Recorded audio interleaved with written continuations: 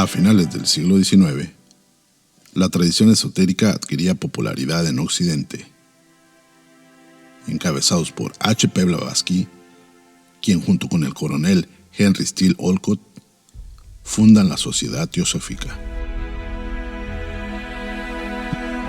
Muchas de las enseñanzas fundamentales de la teosofía se encuentran en las cartas transmitidas por dos maestros de sabiduría. Los Mahatmas son maestros de alto rango en la escuela de la vida. Son personas evolucionadas que han alcanzado un conocimiento directo y un dominio sobre las leyes del universo, evolucionando hacia una conciencia de su potencial espiritual y a otros planos del ser.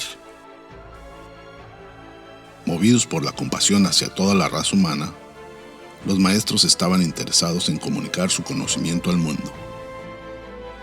Muchas de sus enseñanzas de contenido metafísico y filosófico se encuentran en la extraordinaria correspondencia de estas cartas enviadas por los maestros a Alfred P. Sinnett en 1883.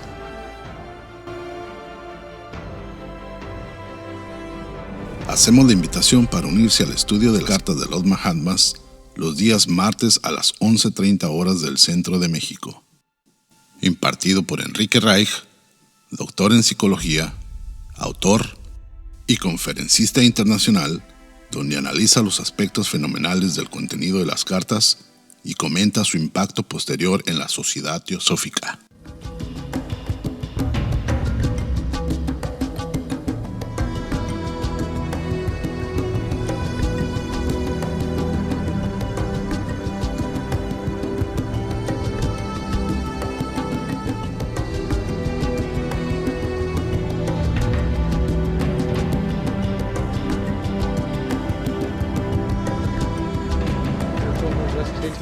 Continuamos con el intermedio. Habíamos visto algo de Jinera Hadassah y en realidad de las primeras 29 cartas. Y estamos ahora, bueno, vamos con la invocación de Radha Burnera y una beatitud y un poder más allá de nosotros mismos, que viene en ayuda de aquellos que están preparados para recibir. Nos dirigimos respetuosamente hacia aquella beatitud, aquellas grandes fuentes de las cuales emanan incesantemente la fortaleza y la inspiración hacia todos los que estamos resueltos a abandonar el yo personal para desarrollarnos, aprender y compartir fraternalmente y sin reservas. Nos dirigimos con respeto a los grandes seres de luz infinita, a las divinidades que ayudan a la humanidad, a los amados Maha Chohan y maestros de sabiduría. Pedimos su auxilio para comprender lo oculto. Permítanos trazar un puente que nos bendiga y nos facilite la inspiración apropiada. También nos dirigimos a nosotros mismos, a nuestros yoes superiores, seamos como el viento que como un pañuelo seca nuestras lágrimas, como el sol que como una antorcha todo lo ilumina, como la tierra que como un santuario todo lo posibilita, como el agua que como un torbellino todo lo disuelve. Seamos como el estudiante fiel que nunca pone en duda a sus maestros, que siempre los ama con devocional afecto, que siempre los admira y los respeta porque saben que son el camino divino que a todos nos aguarda. Repaso previo a continuar con las cartas. Seguimos con el repaso, ya hicimos varias cosas de repaso, pero antes de empezar con la carta número 30, quiero comentar algunas otras cosas. Esto escribió el maestro KH en la carta 30, la que vamos a empezar a ver. Dice, el mentir es el refugio débil, y nosotros, habla el maestro KH de él y de el maestro M, somos suficientemente fuertes, incluso con todos los defectos que usted se complace en atribuirnos, le dice a Hume, para temer muy poco la verdad. Ni es probable que mintamos solo porque lo que nos interesa es aparecer como sabios con respecto a cuestiones que ignoramos. Esto viene en la carta 30 y vamos a tratar de analizarla. Mentir, para tratar de entender lo que está diciendo el maestro, porque ven ustedes que tarda mucho el maestro Kachin, ya lo ha comentado, en escribir la carta, porque tiene que tener mucho cuidado con el uso de los verbos, adverbios, adjetivos, artículos, todo, para que no haya ninguna mala interpretación, debido a lo adelgazadas que están las lenguas europeas respecto a temas que tienen que ver con lo metafísico. Entonces, mentir, ¿qué es? Decir deliberadamente lo contrario de lo que se sabe, se piensa o se hace con el fin de engañar a alguien. Mentir es un verbo complejo, porque normalmente se hace con la boca, es el decir. Y lo que está diciendo aquí es que se dice lo contrario de lo que se sabe. Es decir, uno sabe algo y uno dice algo contrario. Se piensa o se hace con una finalidad, la de engañar a alguien. Entonces aquí viene un segundo verbo dentro de la propia definición, que es el engaño. Y esto, entonces, asociado a una sola mentira. Este sería entonces un verbo secundario. El verbo primario es mentir. y el secundario es engañar. Dice, el mentir es un refugio. ¿Qué es un refugio? El lugar adecuado para refugiarse. El mentir es un refugio del débil. Pero nosotros somos suficientemente fuertes. eh, Aquí yo no hice bien la traducción. Es un ejemplo nada más. Si la información es suficientemente importante, que es una expresión más de inglés. Dice strong enough, es algo así como suficientemente fuerte. Dice la información es suficientemente importante como para determinar la aplicación de cualquier cosa. Entonces es una expresión más norteamericana, menos utilizada en castellano. Si nosotros somos strong enough, o sea, suficientemente fuertes, incluso con todos los defectos que usted se complace en atribuirnos. Y aquí viene este es un sarcasmo. El sarcasmo tiene varias denominaciones y varias explicaciones. No hay en el idioma castellano una explicación idéntica. Dice, no es más que una reacción camuflada detrás de palabras agradables o contradictorias con una persona, cuando una persona intenta dar una lección a otra. Esta es una de las acepciones de lo que es el sarcasmo. Se trata de dar una lección como lo hacía Sócrates y entonces tiene una reacción camuflada con palabras agradables, pero que en realidad significan lo contrario de lo que, o sea, no se pueden ver literalmente porque significan lo contrario, es el sarcasmo. Dice, incluso con todos los defectos que ustedes se complacen atribuirnos, es un sarcasmo, para temer muy poco a la verdad, ni es probable que mintamos, probable significa que es altamente posible que suceda, eh, solo porque nos interesa el aparecer como sabios con respecto a cuestiones que ignoramos. Un segundo sarcasmo. La razón que usted nos atribuye es que ignorando cosas las afirmamos porque nos interesa parecer como sabios sin serlo, y al hacerlo mentimos. Esta es como la gran síntesis de este párrafo. Así son las cartas del maestro Kach. Si hiciéramos un análisis así, iríamos en la carta 3. Es muy complejo. De todos modos, este es un ejemplo para que vean la enorme complejidad que tiene el poder entrar en cada uno de los párrafos para ver exactamente cuáles son las lecciones que están ellos utilizando, y utilizan de todo. Utilizan contradicciones, utilizan sarcasmos, utilizan parábolas, utilizan descripciones normales, utilizan también defensas personales, defensas secundarias, o sea, utilizan un montón de cosas para tratar de ser lo más claro posible en la correspondencia que llevan, sobre todo con Hume. Bueno, continuación. Así pues, tal vez hubiera sido más prudente decir que usted sabía que no tenemos realmente el poder de leer las mentes. Esa es la continuación de esto, como para entender cuál es el contexto. Después de decir esto, el maestro KH dice, así pues, tal vez hubiera sido más prudente decir, le está diciendo ellos, un copretérito, hubiera, tal vez hubiera sido más prudente. Acuérdense que hubiera, pues es un verbo casi imposible, porque el hubiera ya pasó. Es nada más, el único sentido que tiene el hubiera es el aprendizaje. Si hubiera yo hecho tal cosa, quizá las cosas no hubieran caminado como caminaron al final del todo. Entonces, ese hubiera es solamente por aprendizaje, porque desde el punto de vista pragmático no se puede hacer gran cosa.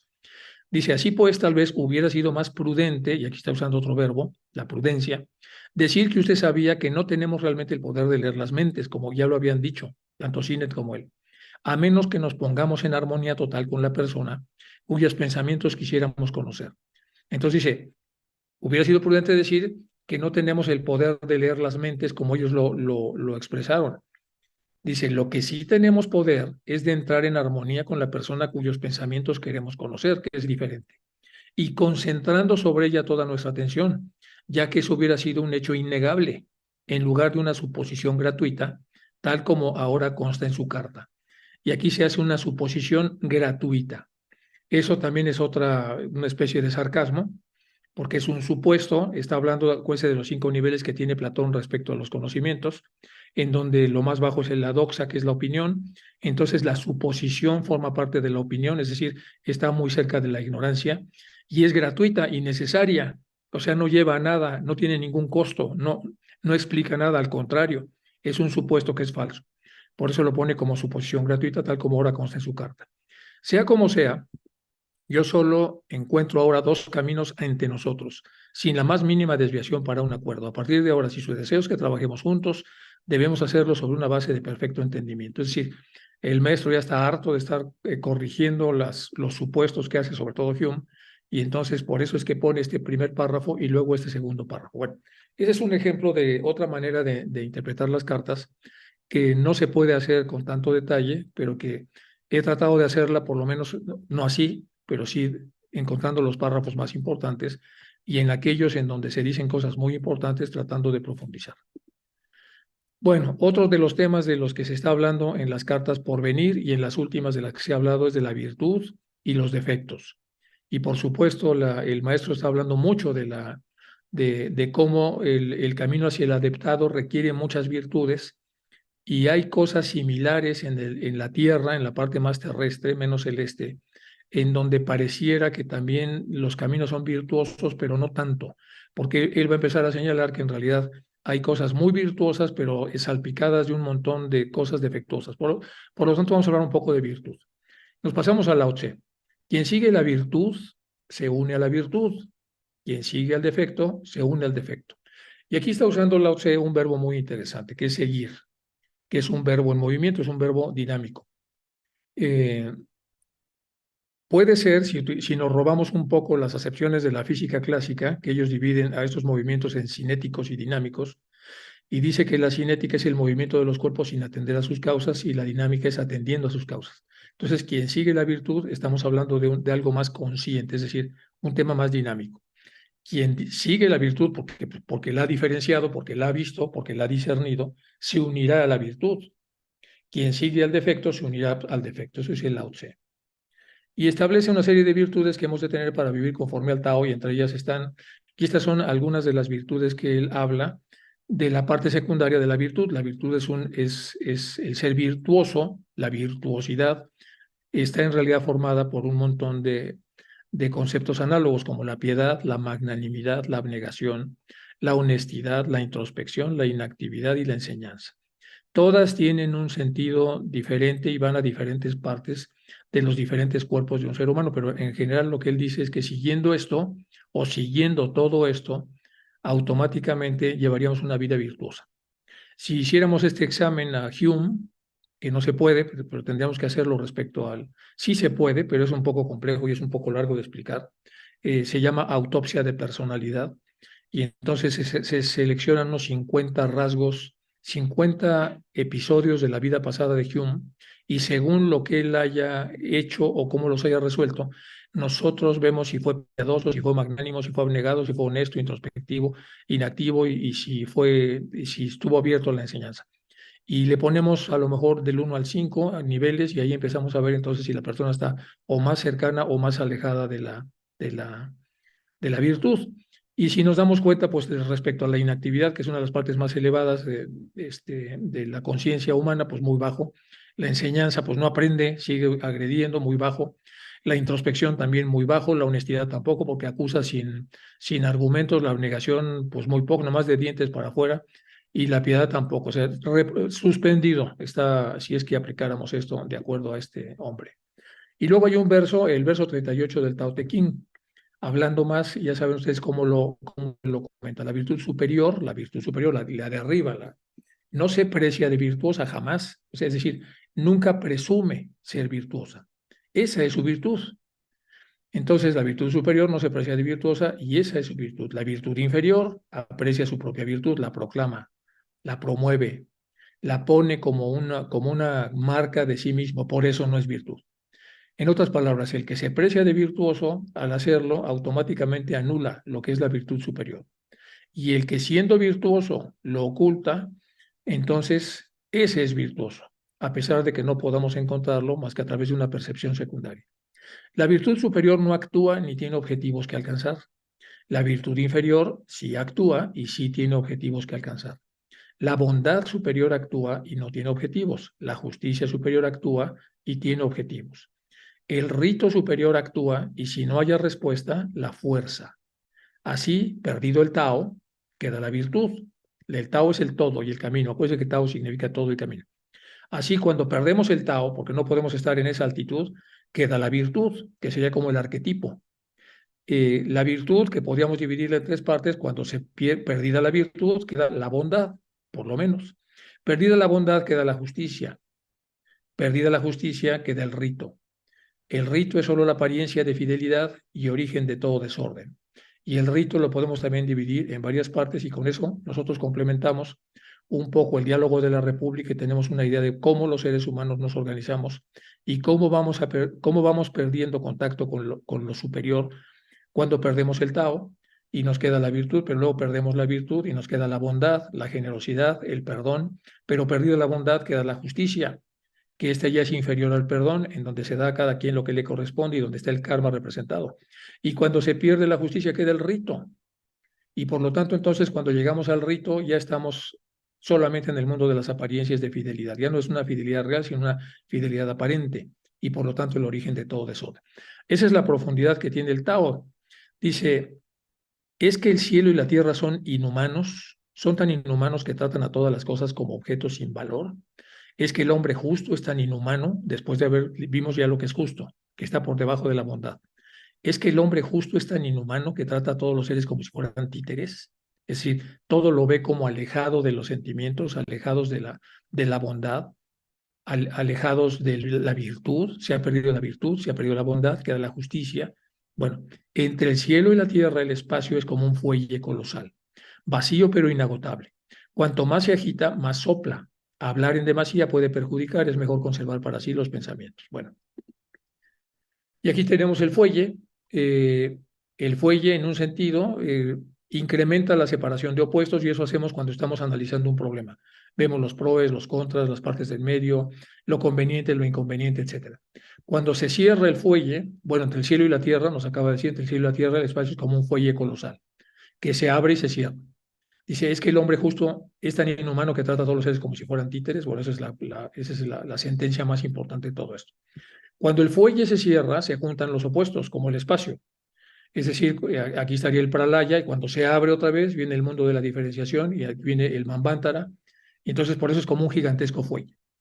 Y luego, para entender muy bien por qué está usando la palabra títeres, en 1965, Bill Bird definió al títere como una figura inanimada, que cobra vida gracias al esfuerzo humano, y lo hace ante un público. Entonces, es temas para reflexionar también.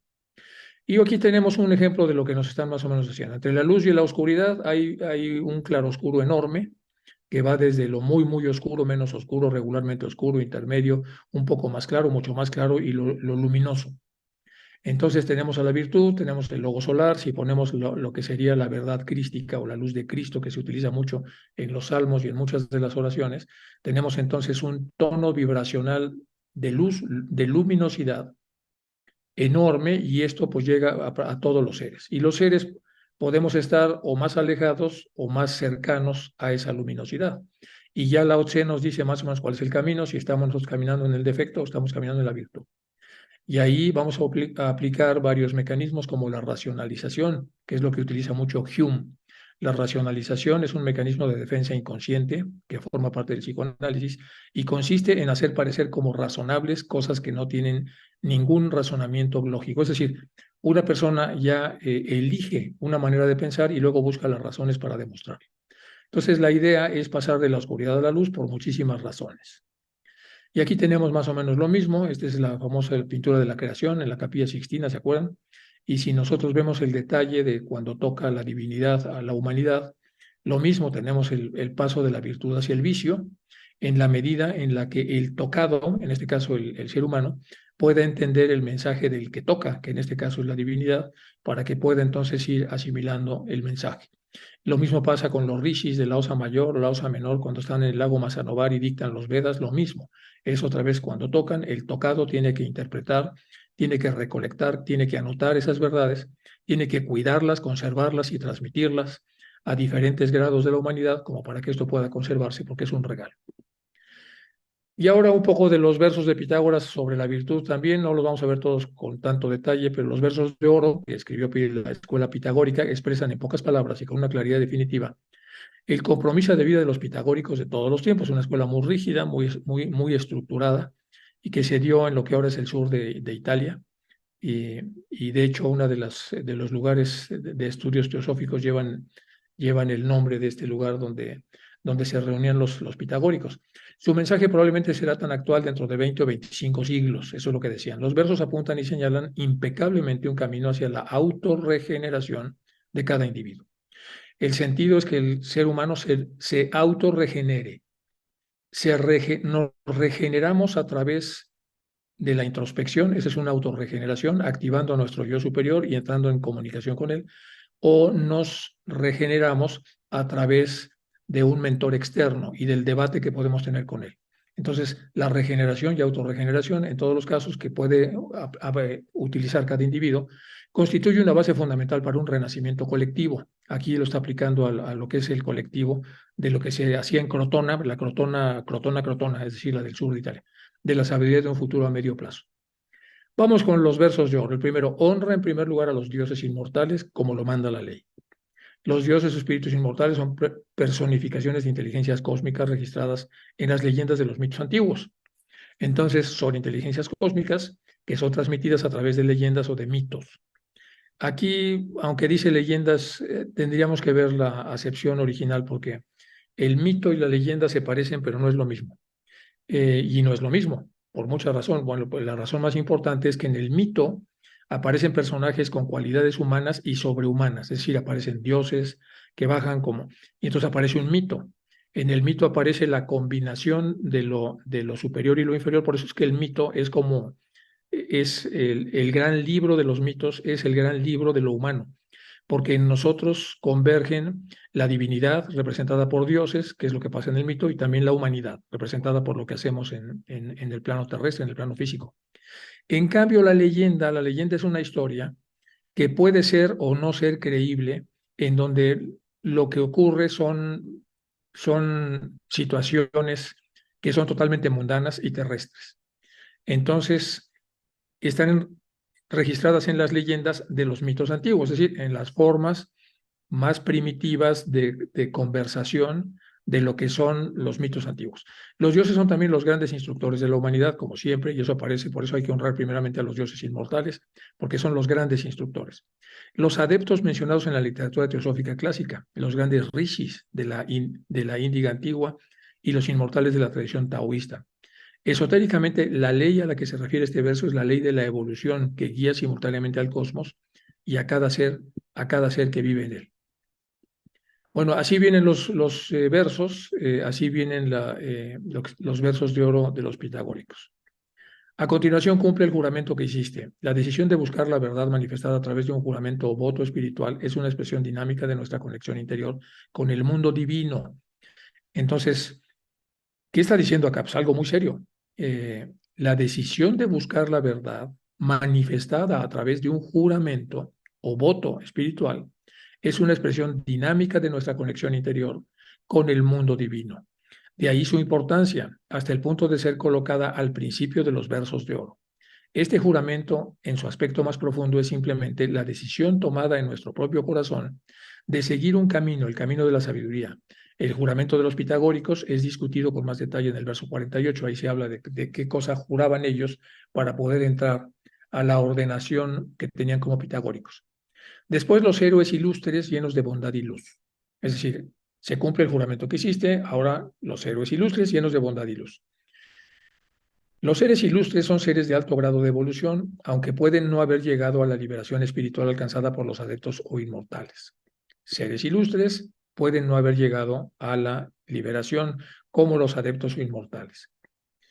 Vamos a ver otra vez. Héroes ilustres están llenos de bondad y de luz, pero no han alcanzado la liberación. Y están llenos de bondad y de luz. Y si vemos la bondad y la luz, ya nos la había mencionado aquí Lao Tse, cuando habla de que la bondad está inmediatamente por debajo de la virtud. Y la virtud que estaría en los adeptos, en los seres muy desarrollados, les llaman seres ilustres, lo tienen, pero no han sido liberados. Hércules, una excepción, era un ser reconocido simultáneamente como un dios y un héroe. No obstante, a diferencia entre las dos circunstancias es clara, como lo vemos en el libro de On the Mystery sobre los misterios del Jámbico. 4. Homenajea entonces a los espíritus terrestres y manifiesta por ellos el debido respeto. Ahora ya se pasó a los espíritus terrestres. Los espíritus terrestres son los hombres buenos y sabios que nos han dejado huella y que han funcionado como un ejemplo para que podamos seguirlos. Honra enseguida a tus padres y a los miembros de tu familia. Cumplir los deberes familiares, tener un comportamiento equilibrado en el plano emocional garantiza una buena parte de la tranquilidad básica para la búsqueda de la sabiduría divina. El desapego es igualmente importante. Es decir, hay que honrar sin apegarse. Un instructor espiritual de los Himalayas escribió en el siglo XX a un discípulo laico, que era Alfred Sinnett. ¿Te parece poco que el año anterior lo hayas dedicado apenas a tus deberes familiares? No. ¿Qué mejor causa para la recompensa, qué mejor disciplina que el cumplimiento del deber a cada hora de cada día? Créeme, alumno mío, un hombre o una mujer que es colocado por el karma en medio de deberes, sacrificios y amabilidades pequeñas y definidas, irá a través de su fiel cumplimiento a erguirse en una dimensión mucho mayor del deber, del sacrificio y la caridad para con toda la humanidad.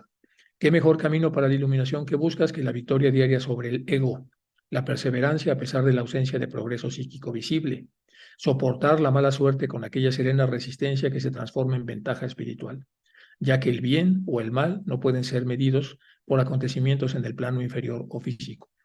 Esto está para estar una hora analizándolo. Otra vez es un texto tremendamente comprimido y está hablando acerca de lo que el maestro, aquí está hablando un maestro del siglo XX, está hablando del maestro Cache, escribió a Alfred Sinet y viene desde aquí hasta abajo.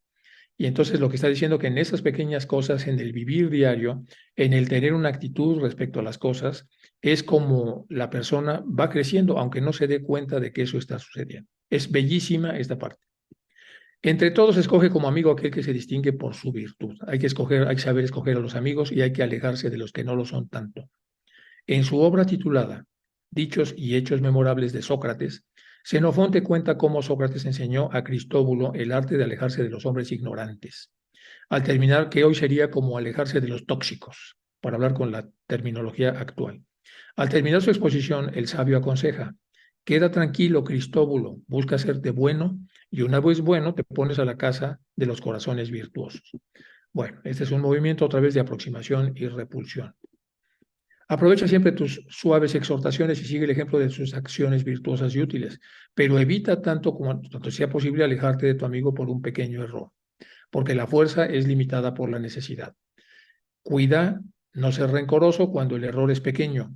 Cuando el error es mayúsculo, por supuesto, pon distancia. Aprovecha siempre las suaves exhortaciones y simple ejemplo de las acciones. Es decir, elabora un promedio respecto a la totalidad de cosas que tienen aquellas personas con las que te quieres relacionar. Porque la fuerza es limitada por la necesidad. Hierocles comenta: es para nuestro beneficio mutuo que la ley de la amistad nos una, para que nuestros amigos puedan ayudarnos a crecer en virtud y para que nosotros podamos recíprocamente ayudarlos en su progreso en ese sentido. Porque como compañeros de viaje en el camino que lleva una vida mejor, nosotros debemos, para nuestro provecho común, transmitir a ellos las cosas buenas que podamos descubrir, tal vez con más claridad que ellos. Y Heracles hace una advertencia: hay solo una cosa que no debemos aceptar en un amigo, y es que él caiga en un comportamiento corrupto. En este punto, como siempre, valen más los actos que las palabras. Pero añade Hierocles: en esa situación no debemos verlo como enemigo, porque ya fue nuestro amigo, ni debemos verlo como nuestro amigo a causa del comportamiento corrupto. Es decir, ya no es ni una cosa ni la otra. Recuerda que todas estas cosas son como te digo, pero acostúmbrate a vencer estas pasiones: primero la gula, después la pereza, la lujuria y luego la ira. Según Hierocles, estas son las pasiones que debemos restringir y mantener dominadas para que ellas no puedan descomponer y obstruir nuestra razón. Entonces, primero la gula, comer en exceso, después la pereza, la flojera, la lujuria, el ver a la relación sexual como el non plus ultra de todo lo que se hace e irla degradando en la forma en cómo se realiza, y la ira. Nunca hagas con otros ni solo algo que te dé vergüenza, y sobre todo, respétate a ti mismo. Los versos 12 y 13 recomiendan cosas inseparables: la autorrestricción y el autorrespeto. En otras palabras, la abstención del error cuando uno es consciente de que el error está enfrente y uno puede evitarlo, y la autoestima. De hecho, solamente con respeto por nosotros, un sentimiento que en la verdad es un amor por lo que hay de más puro y elevado en nosotros, podemos tener una suave disciplina no represiva que nos permita abstenernos de aquello que sabemos que es erróneo. Antier comentaba en su charla la señorita Carbonell la definición de Namaste. Y Namaste decía que, bueno, en realidad la definición que yo conocía es que me postro ante tu yo superior desde mi yo superior. Y la otra persona que repite Namaste dice: yo también me postro desde mi yo superior hasta tu yo superior. Es decir, se establece una comunicación entre los yoes superiores. Más o menos lo explicó de esa manera, pero quería yo resaltarlo por lo que viene aquí. Entonces, parte del respeto es ir hacia la parte más respetable de nuestro interior, y la parte más respetable de nuestro interior es o nuestro yo superior o las zonas cercanas o aledañas a la parte del yo superior, es decir, las partes o los estados de conciencia muy cercanos al yo superior. Y por supuesto, las menos respetables son las muy cercanas a la parte del reflejo del yo superior, su reflejo que es el yo inferior. Practica la justicia con tus actos y con las palabras y establece el hábito de nunca actuar sin pensar. Pero recuerda siempre un hecho, que el destino establece que la muerte vendrá a todo mundo y que las cosas buenas del mundo son inciertas. Y así como pueden ser conquistadas, también se pueden perder. Soporta con paciencia y sin murmullos tu parte, sea cual fuere.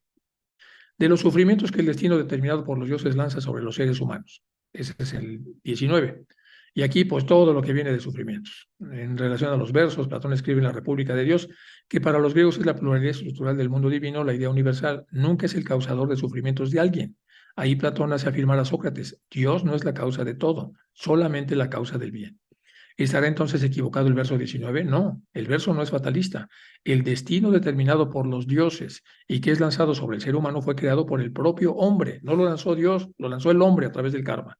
Los dioses, las inteligencias divinas en su funcionamiento colectivo, solo ordenan y organizan natural y espontáneamente. El karma o destino que la propia humanidad crea para sí. Por eso es erróneo rezar o dividir favores o pedir favores a los dioses o seres divinos. La solución práctica es actuar bien y acertadamente, esperando que el buen karma madure para que sus resultados puedan ser cosechados. Sin embargo, las oraciones son útiles siempre que sirvan para que nuestro pensamiento se eleve por encima de las angustias. Es decir, es un trabajo que va hacia el interior de cada cual. Pero esfuérzate para aliviar tu dolor tanto como sea posible. Y recuerda que el destino no envía muchas desgracias a los buenos. El destino, como hemos visto, es el karma, es decir, el encadenamiento de acciones y reacciones de vida. El karma, dice el versículo 21, no envía muchas desgracias a los buenos. Pero la vida es compleja y es oportuno recordar la advertencia que hace Blavatsky, quien escribió lo siguiente en 1883. El chela, es decir, el aprendiz de sabiduría eterna, tiene que hacer frente no solo a las malas tendencias latentes en su naturaleza, sino por extensión a todo el conjunto de la energía malévola acumulada por la comunidad en la que vive y a la nación a la que pertenece. Eso se debe al hecho de que él es una parte integral de los agregados y todo lo que afecta tanto al hombre individual como al grupo, ciudad o país, reacciona el uno sobre el otro. En este caso, la lucha por la bondad choca con toda la maldad de su medio ambiente y atrae su ira contra de él. Esa parece ser la razón por la cual una gran cantidad de seres humanos que trabajan para la regeneración humana fueran severamente perseguidos o al menos mal entendidos en su tiempo. Entre ellos están montones, y aquí viene Cagliostro, Gandhi, San Juan de la Cruz, Martín Lutero, etcétera, etcétera. Bueno, por esta sentencia que está comentando Blavatsky. Lo que las personas piensan y dicen es muy variable. Ahora algo es bueno, enseguida es malo. Por tanto, no aceptes ciegamente lo que escuchas ni lo rechaces de modo precipitado. Pero si se hablan falsedades, retrocede suavemente y ármate de paciencia, es decir, desconéctate. Cumple fielmente en todas las ocasiones lo que te digo ahora. No dejes que nadie, con palabras o actos, te lleve a hacer o decir lo que no es mejor para ti. No dejes que nadie, con palabras o actos, te lleve a hacer o decir lo que es mejor para ti, según él. Piensa y delibera antes de hacer para que no cometas acciones insensatas. Un Raja Yogi de los Himalayas escribió en el siglo XIX en una carta a su discípula occidental, Laura Holloway: ¿cómo se puede discernir lo real de lo irreal, lo verdadero de lo falso? Solo a través del autodesarrollo. ¿Cómo lograr eso? En primer lugar, evitando las causas del autoengaño. Y eso usted puede hacer dedicándose un momento determinado con su horario fijo todos los días, sola, a la autocontemplación, a escribir, a leer, a purificar sus motivaciones, a estudiar y corregir sus errores en la planificación de su trabajo en la vida externa. Esas horas deben estar reservadas como algo sagrado y nadie, ni siquiera su amigo o sus amigos más cercanos, deben estar con usted en ese momento. Poco a poco su visión se hará clara y usted verá que las brumas se disipan. Este consejo es hermoso y además muy, muy importante. Porque es propio de un hombre miserable actuar y hablar sin pensar. La extensión hombre miserable significa que un hombre que sufre, un hombre que pasa por miserias. Pero haz lo que no te traiga problemas más adelante y que no te cause arrepentimiento. No hagas nada que seas incapaz de entender. Pero aprende todo lo que necesites aprender y de ese modo tendrás una vida feliz. No te olvides de ninguna manera de la salud de tu cuerpo. Una estrecha y empobrecida espiritualidad basada en creencias y ceremonias ciegas eventualmente causó en la cultura occidental el desprecio tradicional por el cuerpo, como si solo el espíritu fuera bueno y la carne fuera mala. Este grave error de pensamiento ha llevado a la visión de un camino espiritual como algo muy alejado de la práctica real. Estamos hablando entonces de los ayunos, es decir, del castigo al cuerpo, que tiene su razón de ser, pero aquí lo que está hablando es que se generó como un principio. Pero aliméntalo con moderación, haz ejercicio necesario y también da reposo a tu mente. Lo que señalo con la palabra moderación es aquello que no te provocará malestar. Acostúmbrate a una vida decente y pura, sin lujuria. Acostúmbrate a una vida decente y pura y sin lujuria. Evita todas las cosas que causen envidia. Esto no siempre es posible para el alumno. Hasta la bondad y la sinceridad de alguien pueden ser motivos de envidia. Por ejemplo, por parte de aquellos que decidieron hacer oídos sordos a su propia conciencia. El que optó por la astucia puede sufrir agudamente viendo las reacciones correctas, los motivos puros de alguien que escucha la voz del corazón. Tal individuo podría envidiar y atacar al alumno de la sabiduría intentando legitimar y confirmar de esa manera para sí mismo y para otros su decisión de abandonar como algo imposible o utópico la práctica de la sinceridad. Vea, por cierto, el comentario sobre el verso 21. Bueno, ya no cometas excesos en el uso de los bienes materiales, vive como alguien que sabe lo que es honrado y decente. No actúes motivado por la codicia o avaricia. Es excelente utilizar la justa medida. Haz solo cosas que no te puedan causar daño y decide antes de hacerlas. Cuando te acuestes, nunca dejes que el sueño se acerque a tus ojos cansados. Cuando te acuestes, nunca dejes que el sueño se acerque a tus ojos cansados, sin examinar con tu conciencia superior todas tus acciones del día. Ya saben que era muy común entre los pitagóricos hacer un repaso antes de dormir de todo lo que habían hecho en el día, para bien y para mal. Pregunta, ¿en qué actué correctamente? ¿Qué deber queda por cumplir? Recrimínate por tus errores, alégrate de tus aciertos.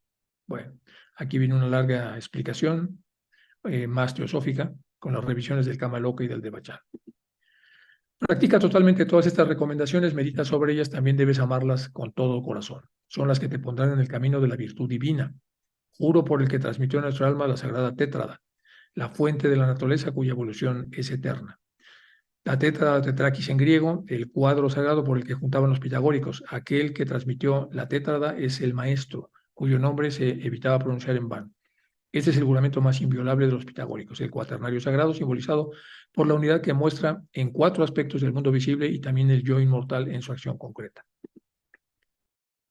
Bueno, y aquí vienen algunas frases relacionadas con lo mismo. Lo voy a dejar nada más puesto para que en las logias puedan estudiarlo. El alquimista ocultista, desdeñando el oro de las minas, presta su atención y concentra sus esfuerzos únicamente en la transmutación del cuaternario, del que ya hablamos, inferior, en la divina trinidad superior del hombre, que cuando al fin se fusionan forman uno solo. El glosario filosófico HPB. Dharana, contemplación, concentración o atención sostenida, es la fijación de la mente en algún objeto externo o interno, es la absorción del objeto pensado. Este es de Manilal Dwivedi, que es un comentario de los aforismos de Patanjali. Manaskara, operación del manos, atención, percepción interior, sentido interno. Pronunciada en el modo de vivir por un hombre medianamente bueno, contribuirá a fortalecer su moralidad. Está hablando de Aum. Medita profundamente sobre el Aum que reside dentro de él, concentrando toda su atención en la gloria inefable. Aum, que según la creencia popular son representaciones de los 3 Vedas y también de los 3 dioses Agni, Varuna y Martus, o sea, fuego, agua y aire. En filosofía esotérica, estos son los 3 fuegos sagrados, el triple fuego del universo y en el hombre, además de muchas otras cosas. Todo esto viene entonces como complemento a muchas de las cosas que han sido vistas en las cartas. Y ahora sí, por fin vamos con la carta 30. Ya hicimos entonces un repaso cuidadoso de lo avanzado en las cartas y algunos conceptos de lo que ya se vio y lo que se va a ver en las que siguen. Y por lo tanto entonces entramos ya en la 30, que ya hacía tiempo que estábamos a punto de entrar. Mi querido hermano, esto ya es la carta 30. Probablemente hace una semana difícilmente hubiera dejado pasar esta oportunidad para decirle que su carta relativa al señor Fern, que, con todo el lío que causó esto, es una tergiversación tan completa del espíritu y sobre todo de la actitud del maestro M hacia el mencionado joven caballero, como podría serlo la absoluta ignorancia por parte de usted del objetivo que él persigue. Y no hubiera dicho nada más. Pero ahora las cosas han cambiado y aunque usted ha llegado a saber que nosotros no poseíamos realmente el poder de leer las mentes, como se había pretendido, sin embargo, sabemos bastante del espíritu con que mis últimas cartas fueron recibidas y del descontento producido. Para sospechar sino conocer que por mal acogida que sea con frecuencia la verdad, aún así ha llegado el momento de que yo hable con usted abierta y francamente. Esa parte es muy importante porque ya a partir de ahora el maestro va a ser como muy franco.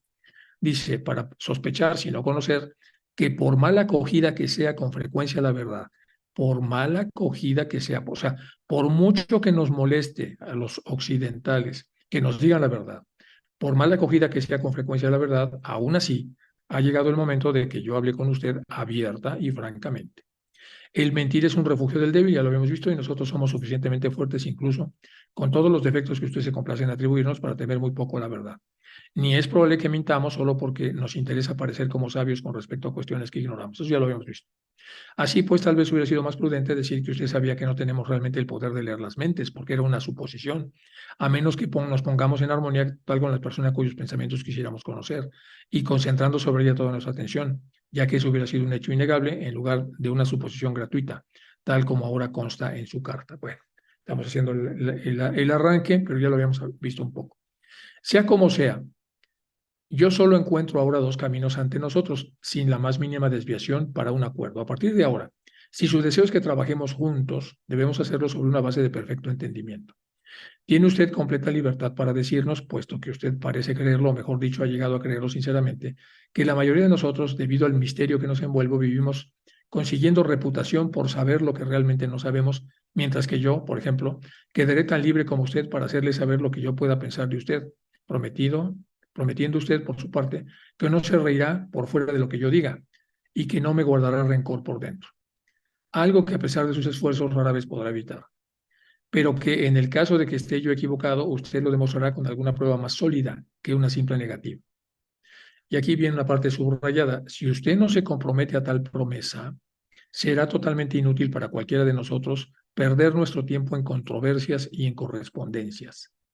Mejor darnos la mano astralmente a través del espacio y esperar que o bien usted adquiere el don de distinguir lo verdadero de lo falso en un grado superior al que posee actualmente, o bien que se haya demostrado que no somos más que impostores, o peor todavía, espectros embusteros.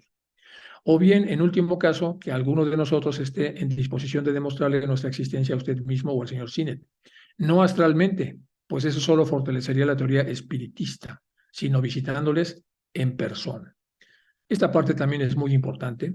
Está hablándolo con una prosa muy delicada, muy cuidadosa, y habla pues de darse la mano astralmente a través del espacio, o esperar que se desarrollen más para que puedan entender estas verdades, o incluso que ellos demuestren, por así decirlo, que son espíritus impostores, o que alguno de nosotros con disposición de demostrar la existencia se puedan aparecer astralmente, pero dicen no, porque eso lamentablemente solo fortalecería la teoría espiritista, sino visitándoles personalmente. Todo esto está en este párrafo comprimido.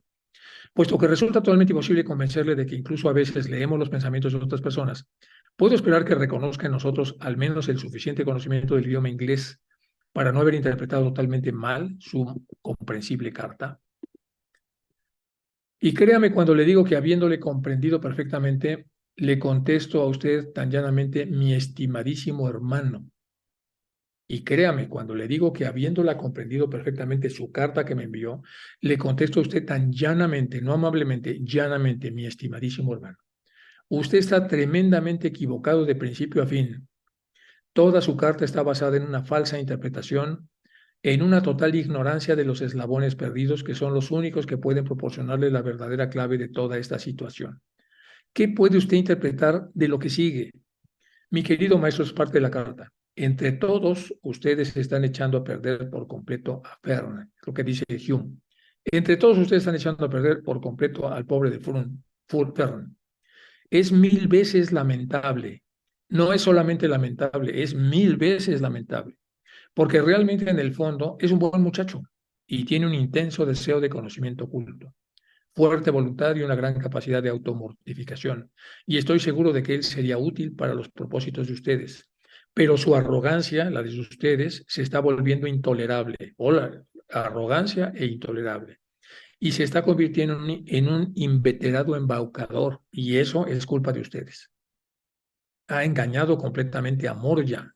por el maestro M desde el principio, y ha seguido mintiendo persistentemente a Sinet para mantener la ilusión de que ha conseguido que Moria le confiera secretos y le acepte como chela. Y ahora piensa de sí mismo que es un digno rival para cualquiera.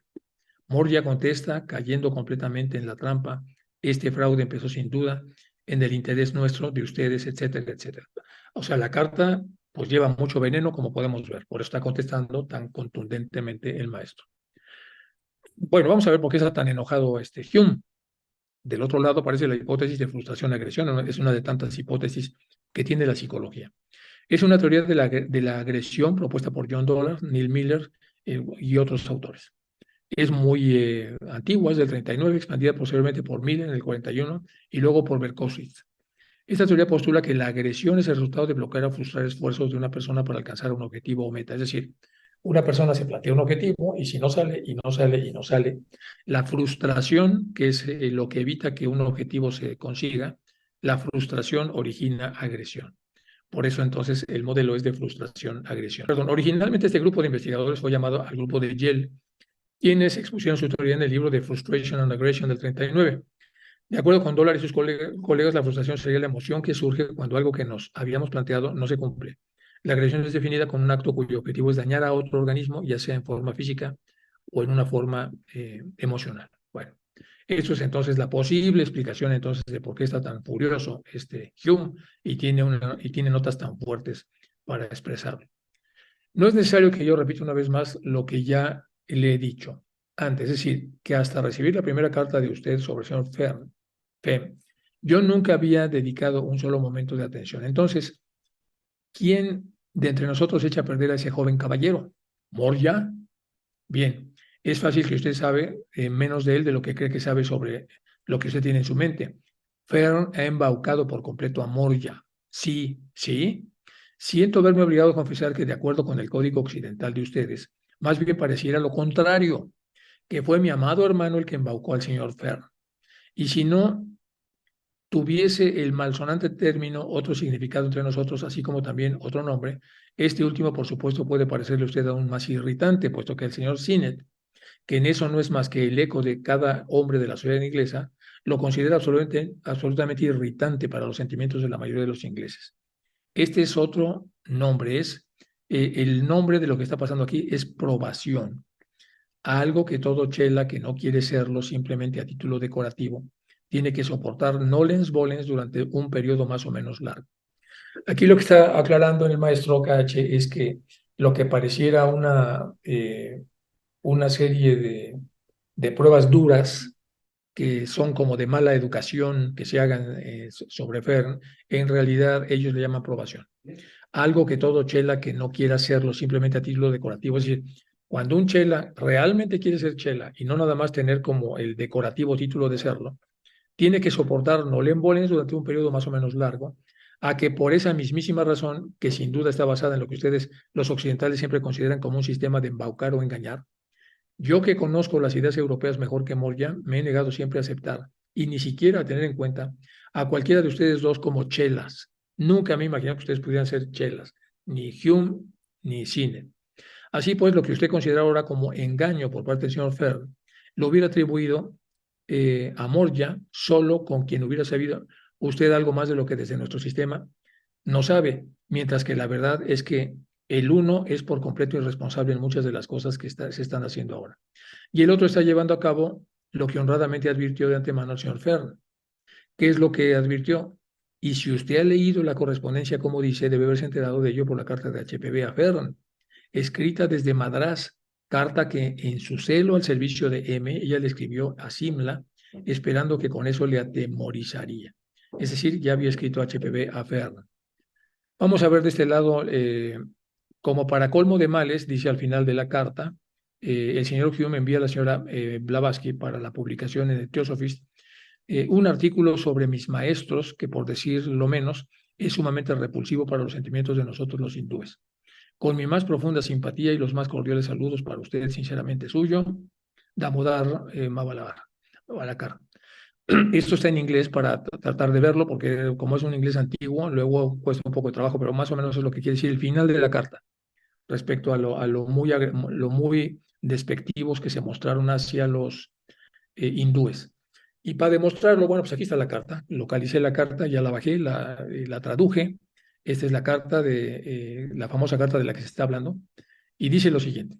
Empezamos aquí con Last Evening, Madame Blavatsky, para no dejar lo de arriba, es simplemente la presentación y el arranque de la carta. Anoche, dice aquí, Last Evening, Madame Blavatsky recibió la carta de Mr. Hume. Dice, anoche, Madame Blavatsky recibió la carta del señor Hume, de la cual me leyó la parte relativa a mí. Me acusan de falsificador. Señora Blavatsky me preguntó qué quería decir el señor Hume, porque nadie podría sorprenderse más que ella ante una acusación tan infundada, porque me conoce. Ahora recuerdo lo que hace unos 3 meses, no estoy seguro de la hora, me arrojaron una carta por la noche, la tomé y vi la dirección. Pude ver claramente que la letra me era familiar, pero no era la de KH ni la de M. Shaib ni la de Guavara, ni la de Kul, lo pensé y sospeché que era la propia firma de Fern. Luego comparé la superescritura con la firma de una de las cartas del señor Fern y las encontré idénticas. Sabiendo que incluso los chelas, los avanzados por supuesto, pueden hacer cosas tan fenomenales, o sea, es decir, pueden firmar como eso, no dije nada al respecto, excepto que cuando le envié la carta al señor Fern le expresé mi sorpresa. O lo que no recuerdo, la dirección que figura en esa carta es ahora el pretexto de que me llamen falseador. Ahora que me conoce el señor Sinet, me ha visto, ha hablado conmigo, apelo a su sentido de caballero inglés para que me diga si me considera capaz de semejante infamia. Depende de usted decir cómo llamaría a una persona que lo apoda con el título de falsificador por ser simplemente el instrumento para enviar la carta de un amigo común. Mi único pecado consistió en ofrecerme voluntariamente para hacer tal medio de comunicación. Y aquí viene un poco más de los detalles. El año pasado, cuando Madame Blavatsky fue objeto de tanto abuso y cuando se consideró deseable que ella tuviera lo más alejada posible de este negocio por su bien, asumí la responsabilidad de ser un medio de correspondencia entre mis maestros y los teósofos, eclécticos de Simla. Sabes muy bien en qué circunstancias tomé esto, pero ¡ay! ¿Con qué resultado? Ser llamado falsificador o ser sospechoso de serlo hasta ahora, tenía el orgullo de pensar que no sería sospechoso de tal infamia, al menos por personas que ahora parecen hacerlo, ya que todos mis amigos más cercanos conocidos y todos darían la vida por proclamar que nunca se me ha pronunciado una mentira todavía, y nunca lo será. Bueno, eso me demuestra una cosa, el mundo y especialmente las diversas razas europeas escépticas no están preparadas o son completamente capaces para el ocultismo.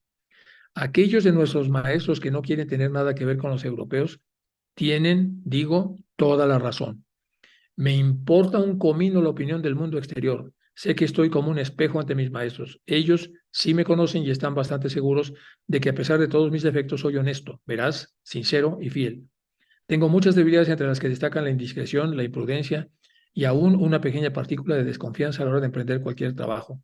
Y sería responsabilidad, perdón, sería responsabilidad, eh, pero saben que nunca he jugado ni un doble ni ningún juego con nadie, un juego que pueda parecer sucio. Aquí está la carta en inglés para que ustedes puedan verla y detallarla.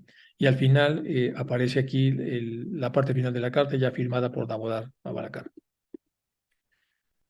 Bueno, continuamos entonces con la carta, después de hacer ese paréntesis para ver de cuál es la dichosa carta de la que tanto revuelo generó. Dice, a un chela en probación se le permite pensar y hacer lo que le plazca. Ojo, a un chela cuando está en probación se le previene y se le avisa de antemano. Usted será tentado y engañado por las apariencias. Dos caminos se abrirán ante usted. Ambos conducen a la meta que trata de alcanzar. El uno es fácil y le conducirá más rápidamente al cumplimiento de sus órdenes que pudiera llegar a recibir.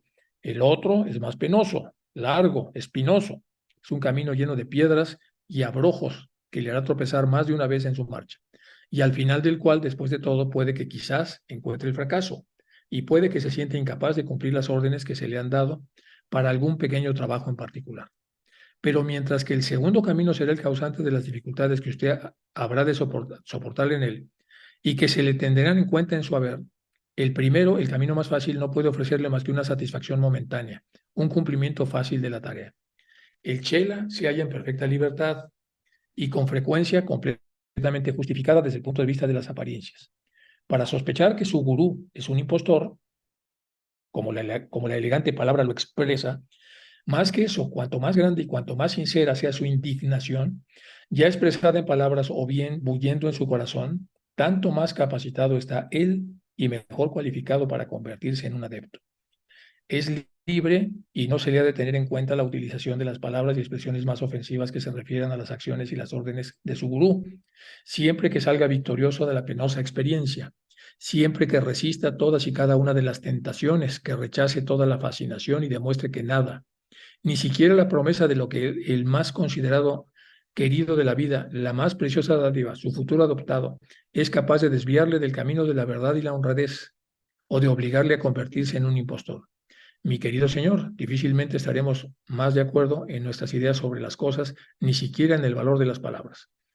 Aquí viene todo un tema muy interesante donde tanto Sinet como Hume se atrevieron a hacer una comparación con los maestros. Dice, usted nos llamó en cierta ocasión jesuitas, y vistas las cosas como usted las ve, quizá tuvo razón hasta cierto punto al considerarnos así, puesto que en apariencia nuestros sistemas de entrenamiento no difieren mucho. Es decir, son duros tanto los que tienen los jesuitas, que ya lo sabemos, como los que tienen los maestros.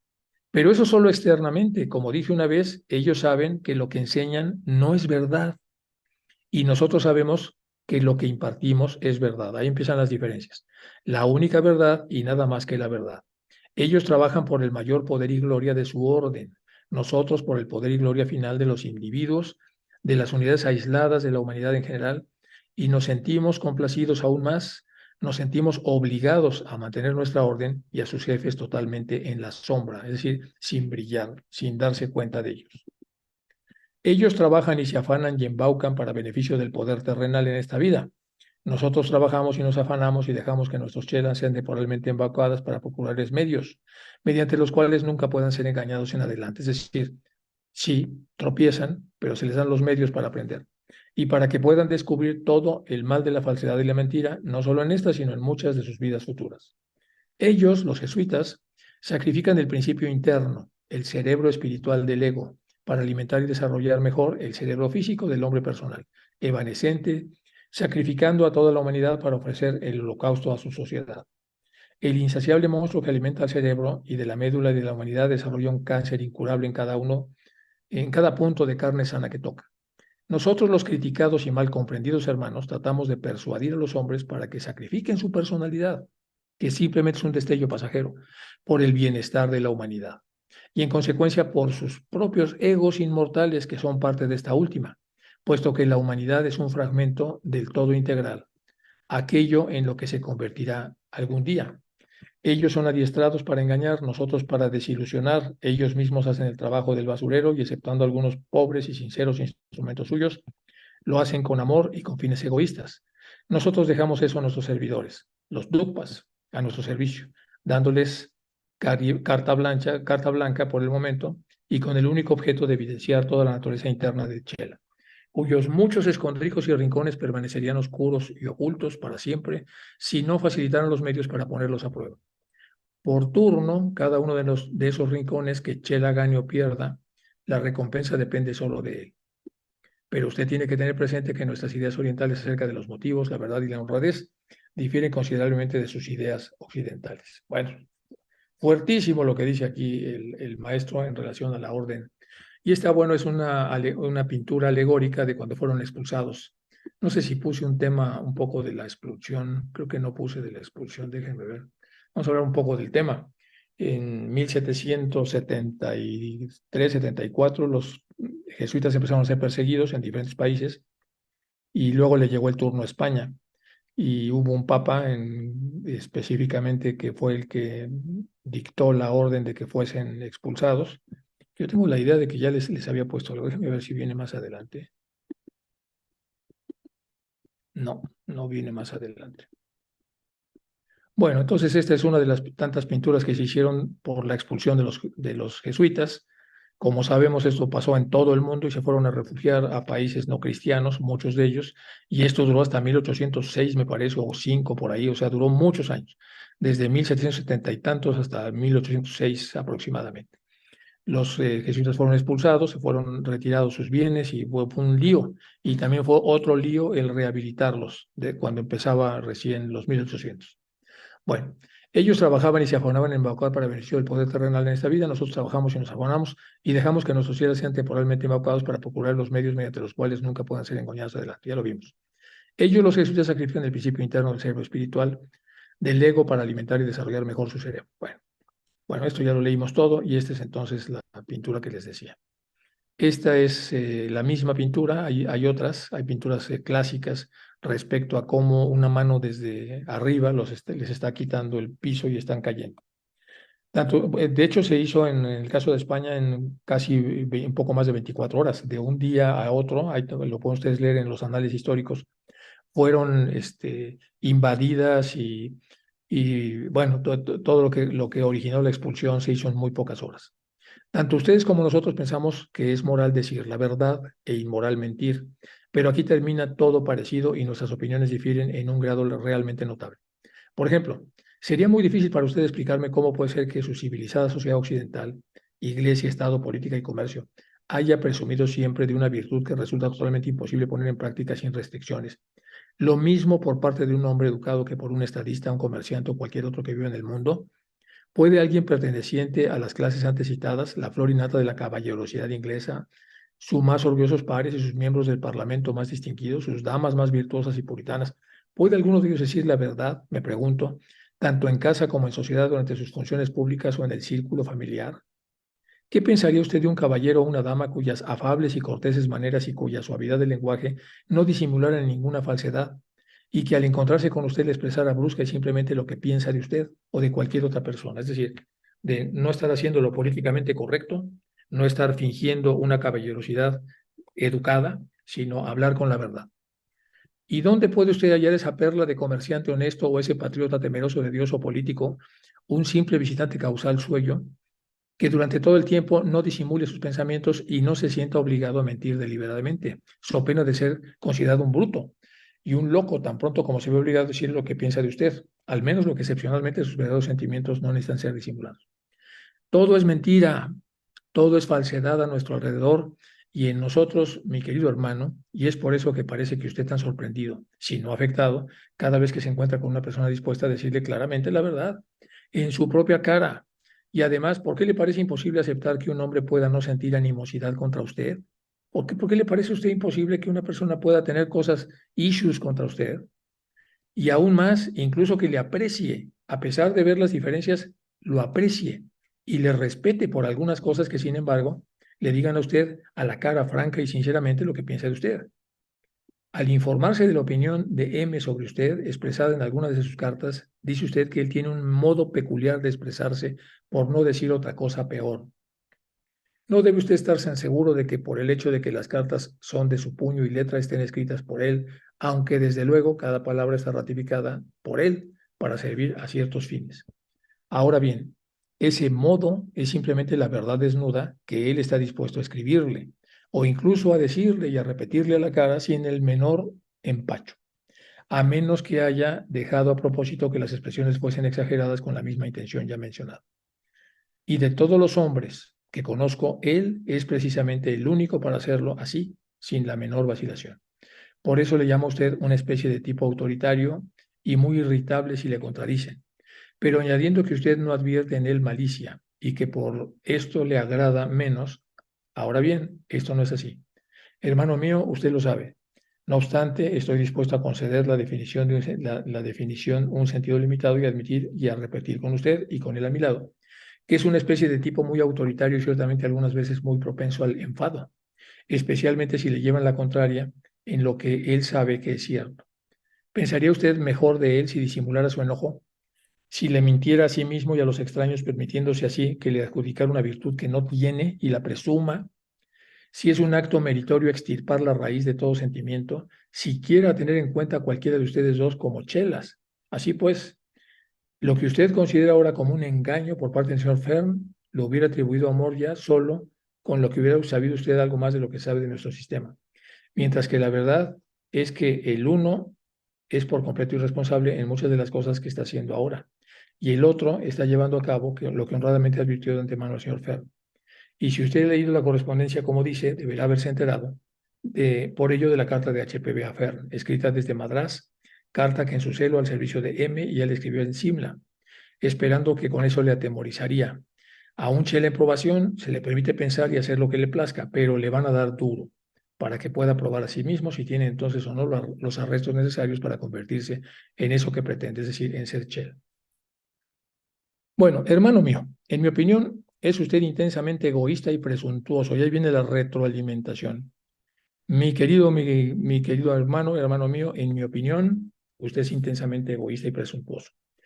Ojo que como el maestro sí, de alguna manera sí está usando una opinión, es doxa, es decir, está en la versión más baja, como para suavizar, pero le dice, usted es egoísta y presuntuoso, no poco, intensamente. En su apreciación y en su autoadulación en general, pierde usted de vista al resto de la humanidad. Pierde usted de vista al resto de la humanidad. Y yo creo, en verdad, que usted considera a todo el universo creado para el hombre y ese hombre es para usted. Si yo no puedo soportar que me contradigan cuando sé que tengo razón, usted todavía puede soportar menos que le contradigan, aun cuando su conciencia le dice claramente que usted está equivocado. Es decir, yo sabiendo que tengo razón, soy medianamente tolerante y usted sabiendo que no tiene razón es totalmente impertinente e impecable en el deseo de que no se le contradiga. Usted es incapaz de olvidar, aunque admito que es uno de los que perdonan, la más pequeña descortesía. Y creyendo usted sinceramente haber sido tan desatendido por mí, humillado tal como se lo expresó una vez, hasta hoy la supuesta ofensa ejerce una callada influencia sobre todos sus pensamientos relacionados con mi humilde persona. Y aunque su elevado intelecto siempre le impedirá que cualquier sentimiento de venganza se imponga y domine de ese estado lo mejor que su naturaleza, sin embargo, estos sentimientos no están exentos de ciertas influencias, ni siquiera por lo que se refiere a las facultades de razonamiento, puesto que usted se complace, aunque difícilmente lo reconocerá ante sí mismo, en idear medios para cogerme en falta, hasta el punto de verme en su imaginación como un tonto, como un crédulo ignorante capaz de caer en las trampas de Fern. Razonemos, hermano mío. Dejemos de lado totalmente el hecho de que yo sea un iniciado, un adepto, y razonemos acerca de la posición de que sus facultades imaginativas se han creado para mí. Como dos mortales corrientes con cierta dosis de sentido común en mi cabeza y una gran dosis de lo mismo en la suya, si usted está dispuesto a ceder, aunque sea un poco, yo estoy preparado para demostrarle que es absurdo pensar que yo pudiera haber sido atrapado en las redes de un ardid tan pobre. Usted escribe que, como el propósito de probarme, Fern quiso saber si Moria deseaba que su visión fuese publicada y que Moria contestó, cayendo totalmente en la trampa, que sí así lo deseaba. Ahora bien, aceptar esta última explicación es más bien difícil y solo se necesita un hombre con un sentido común moderado y poderoso de razonamiento para darse cuenta de que existen dos dificultades insuperables en la manera de conciliar la anterior opinión sobre mí y la creencia de que realmente caí en una trampa. Primera, la naturaleza del tema de la visión y luego va a decir algunas otras cosas. Y bueno, chicos, les preparé hasta acá. Ya entramos otra vez de lleno en las cartas 30. Voy a dejar de compartir por si hay alguna persona que quiera hacer algún comentario, alguna adición, algún extra. Y ya estamos otra vez encima de las cartas. Vamos a avanzar todo lo que se pueda con la carta 30 antes de acercarnos a la carta 31. Ya cuando vayamos en la 40, por ahí ya les preparé un poco de algunas otras cosas que hay que leer también para entenderlas bien, como son los temas de los Puranas, que ya les tengo por ahí un resumen. eh, y otro más va a ser sobre los Kumaras. Y eso lo vamos a ver pues mucho más adelante cuando lleguemos ya cuando estemos cerca de la carta 40. Bueno, ¿alguna pregunta, chicos, o comentario, observación o lo que fuere? Muchas gracias por dar el seguimiento a este estudio y pues se quedan los videos, los vídeos para que puedan ser estudiados pues cuando se requiera en las ramas que decidan observarlo. Realmente yo creo que el campeón de la interpretación de las cartas es Shinra Hadassah por la cantidad tremenda de cosas que pone en cada párrafo. Y mi método que les enseñé hace un momento pues es mucho más simple, pero bueno, también ayuda un poco a ir desmenuzando lo que el maestro con tanto detalle y con tanta dedicación fue poniendo. Muy bien. Ahí Bueno, ya está salió Magali. una voluntaria. No, que Magali. quería darte las gracias porque esa carta 30 tú la presentaste con cosas que a veces no hemos visto en la carta 30, pero cuando entramos a una escuela como la Teosofía, que es una escuela que no es cualquier escuela, se le presentan a uno cosas en la trayectoria de la sociedad, de uno como miembro. Y uno dice, pero ¿por qué? Y esto es solamente esta forma de atropello que a uno le pasan tantas cosas, pero nosotros debemos comprender que las pruebas llegan y a veces llegan sencillas, a veces llegan más fuertes. Pero me encantó cómo presentaste esa carta. Nosotros la estamos estudiando intensamente y el lunes la estudiamos intensamente, pero la comparto con los hermanos porque me ha fascinado cómo la presentaste y todo lo que los anexos que hiciste a esa carta tan interesante. Y, y a veces entramos a esta escuela, pero no es cualquier escuela, es algo especial que Onelia, no. bueno, pues mira, Gracias. hacemos lo que se puede. Yo te admiro mucho a ti por la gran devoción que tienes a la teosofía, la entrega, cómo usas tus recursos para hacer cosas y normalmente nunca lo dices, ni lo presumes, ni lo pones encima. O sea, tienes como muchas cualidades y eres un modelo a seguir para muchos teósofos. Por eso necesitas que alguien de alguna manera ubique pues tu manera de hacer la teosofía, que es para mí admirable. Y bueno, gracias por lo que estás diciendo, pero en realidad es un estudio que hacemos para todos y ya sabes que nos ayudan a hacer esto. Y sí, estoy totalmente de acuerdo, nos dan duro a todos los Eh, tugpas y en general todas las energías que tratan de obstaculizar el desarrollo. Y ese es el camino de las espinas, del otro camino es más sencillo, pero no lleva prácticamente a ningún lado. El, que son las lecciones ya sabidas, las no sabidas son las complicadas, las que están llenas de rocas. Pero sí, es una carta eh, muy bonita. Chicos, eh, muchísimas gracias a todos. Gracias a ustedes por mantener viva gra- la... gracias, gracias. Sí.